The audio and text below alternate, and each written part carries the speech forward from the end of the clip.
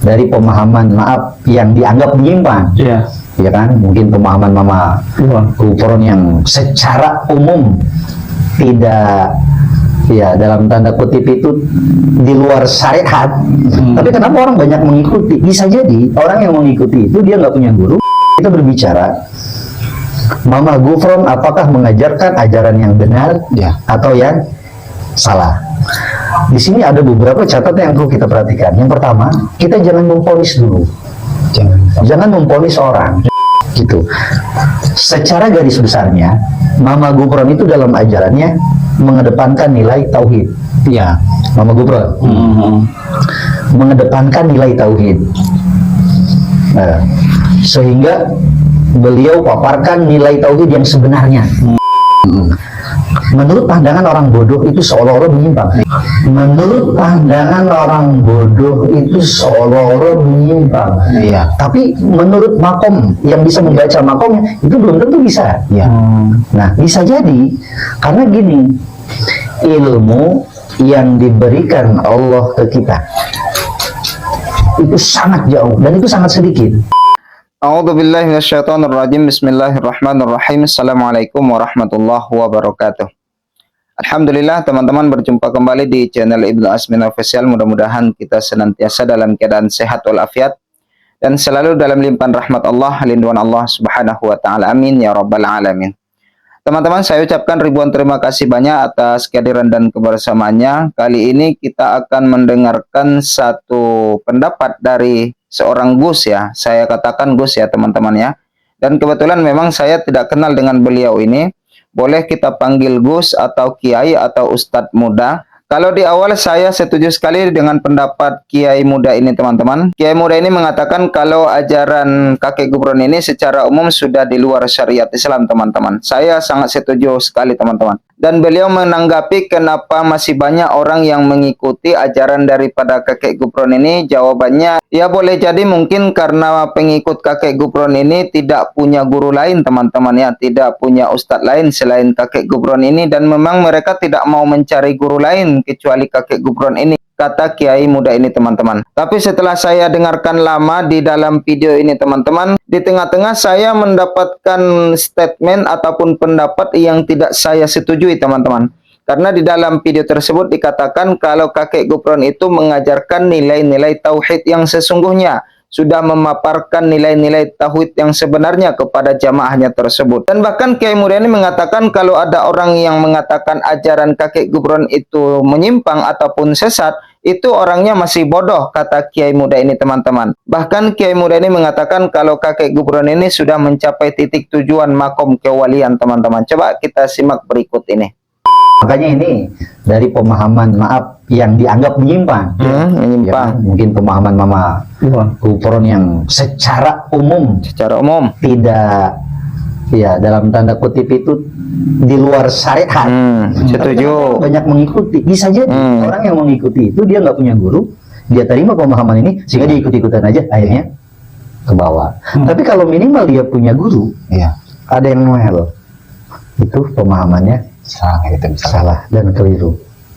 Pemahamannya salah dan keliru. Gitu. Nah, makanya guru yang baik itu ya guru yang senantiasa memperhatikan gerak-gerik supaya tidak ketika menyimpang diluruskan, diingatkan dengan cara-cara yang baik. Nah, terus yang sekarang lagi viral, kita berbicara Mama Gufron apakah mengajarkan ajaran yang benar atau yang salah.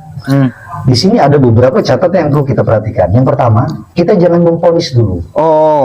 Jangan memponis orang. Jangan diponis dulu kalau kakek Gufron itu menyimpang, teman-teman, kata Kiai Muda ini, teman-teman, ya. Kalau di awal tadi saya sangat setuju sekali dengan pendapat beliau, di mana secara umum ajaran kakek Gufron itu sudah di luar syariat Islam, teman-teman, ya.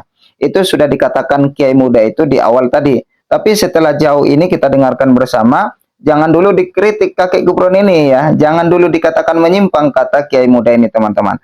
Kira-kira apa alasannya tidak boleh dikatakan menyimpang? Coba kita dengarkan selanjutnya, teman-teman. Kenapa? Kadang-kadang kesalahan kita memponis orang sesuatu yang memang kita nggak paham. Jangan kita memponis sesuatu yang kita nggak paham. Gitu. Kecuali kita paham betul tentang agama, gini, baru kita memvonis. Emang porsi kita, ini kadang kesalahan orang-orang kita. Tidak paham tapi mengomentari. Ya. Mengomentari. Ya. Saya sedikit melihat ajaran-ajaran yang diajarkan oleh Mama Gufron. Mungkin bahasa Suryaninya saya nggak hafal, dan saya baru tahu ini ada bahasa Suryani. Karena saya selalu lihat, nggak pernah belajar bahasa Suryani waktu di pesantren juga ya. Belajarnya ya bahasa Arab, gitu, bahasa Suryani. Itu terlepas dari bahasa yang dipakai, gitu. Secara garis besarnya, Mama Gufron itu dalam ajarannya mengedepankan nilai. Ya, Mama Gufron. Secara garis besarnya, Mama Gufron itu dalam ajarannya mengedepankan nilai tauhid, Mas Ashidi Idhasha Tashira. mengedepankan nilai tauhid. Astagfirullah. Nah, sehingga beliau paparkan nilai tauhid yang sebenarnya.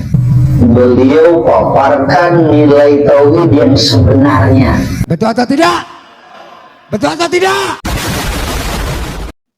Kiai muda ini teman-teman malah mengatakan kalau kakek Gufron itu mengajarkan nilai tauhid yang sesungguhnya, yang sebenarnya teman-teman ya. Allahu Akbar. Kalau dari semua video-video kakek Gufron yang viral di media sosial itu teman-teman, itu kita sudah bisa menilainya sendiri apakah itu mengajarkan nilai tauhid teman-teman ya.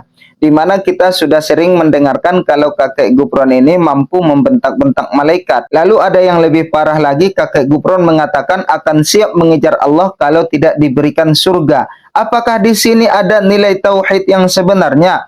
Malah yang ada adalah menimbulkan kesyirikan ataupun kemurtatan kita teman-teman. Kenapa? Karena ini sudah di luar akidah kita. Tidak ada manusia yang sanggup membentak-bentak malaikat teman-teman. Apalagi ketika kakek Gufron mengatakan akan mengusir malaikat munkar nakir ketika menenyai mayit di dalam kubur. Nah ini kan sudah di luar akidah kita teman-teman. Tapi kiai muda ini kenapa bisa mengatakan bahwa kakek Gufron itu mengajarkan nilai tauhid yang sesungguhnya? Allahu Akbar, Masya Allah, luar biasa ini ya. Kita coba lanjutkan dulu teman-teman. Nah, maka pemikiran-pemikiran beliau itu bisa kita lihat al-halaj. Terus di kitanya mungkin ada seksi jenah, sehingga kata orang itu, oh ini udah menyimpang. Menurut pandangan orang bodoh itu seolah-olah menyimpang.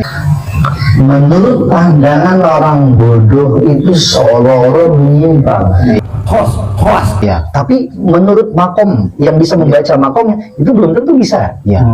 Nah, bisa jadi karena gini. Ada kalimat yang sangat tidak pantas diucapkan di sini teman-teman. Dia katakan tadi kalau menurut orang bodoh maka ini sangat menyimpang sekali.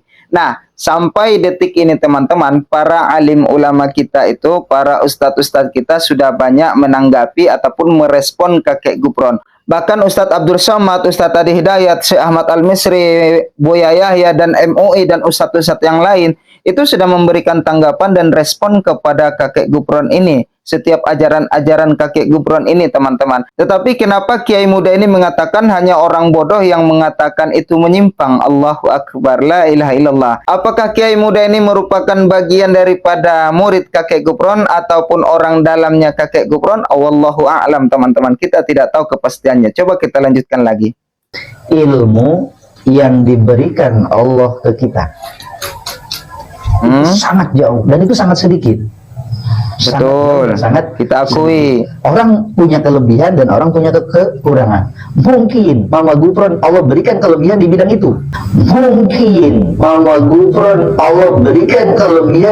itu. Ya, sehingga beliau mendalami betul. Makanya saya nggak berani, saya pribadi, saya nggak berani menyalahkan Mama Gufron. Kenapa? Tidak berani menyalahkan Mama Gufron teman-teman.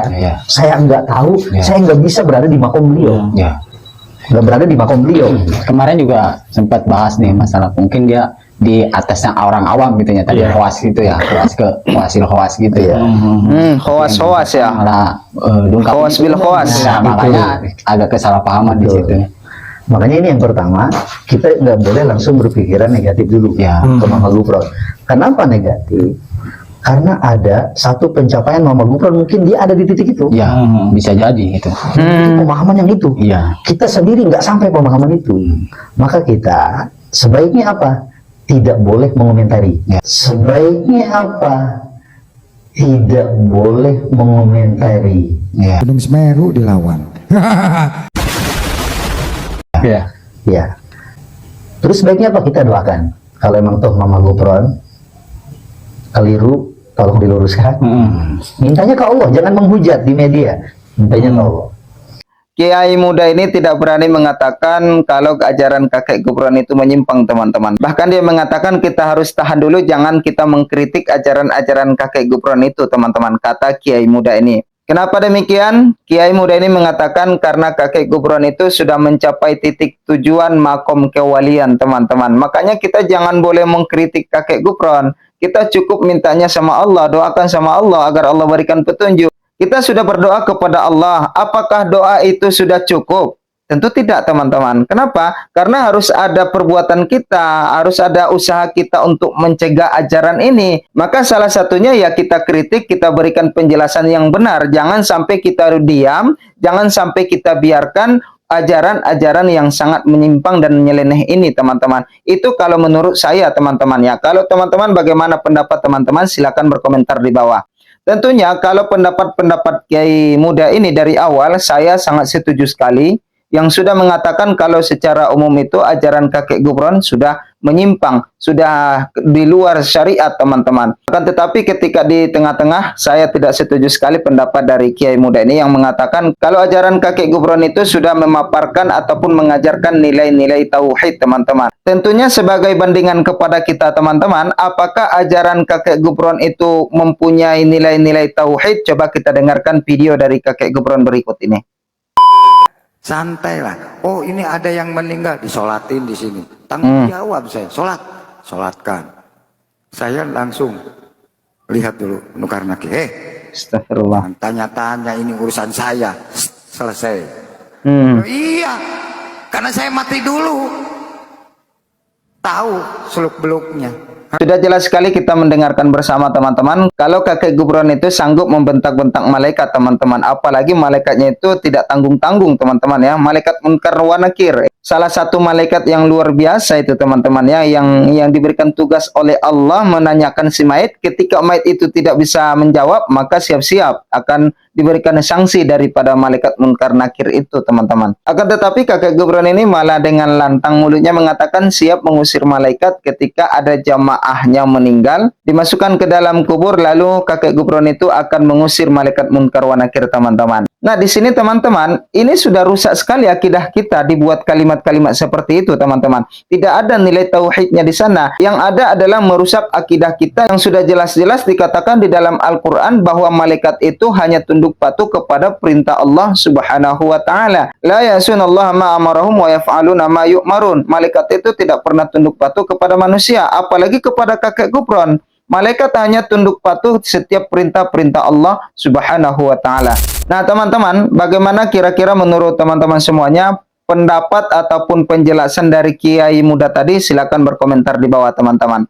Mungkin kali ini, teman-teman, itu saja yang dapat saya sampaikan. Mudah-mudahan video ini bermanfaat dan memberikan informasi untuk kita bersama. Atas kehadiran dan kebersamaan teman-teman semuanya, saya ucapkan ribuan terima kasih banyak.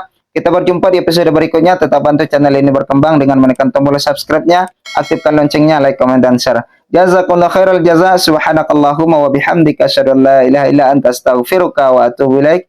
Wassalamualaikum warahmatullahi wabarakatuh.